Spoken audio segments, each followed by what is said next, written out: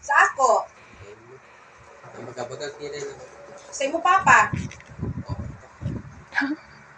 Ang pagkabagal kilay ni Papa maano niya ko. Sa iyang mama, lula nimo.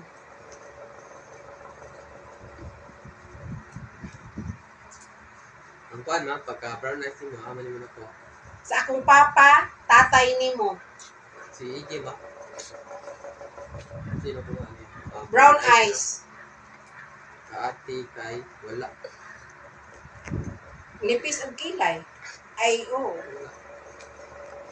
So, mao din niya ako ang short analysis sa akong gihimo nga pedigree.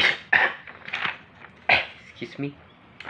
So, I inherited my mother's brown eyes, which she got from my grandfather, and I also inherit my father's thick eyebrow, which he inherited from his mother, it making me fully shaded in my pedigree, as I inherited both dominant traits.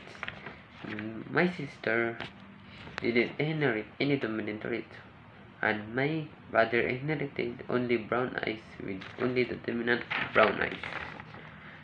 So, this is me, my sister, my brother, my mother and father, my mother's side grandmother and grandfather, my father's side grandmother and grandfather. So, that's it.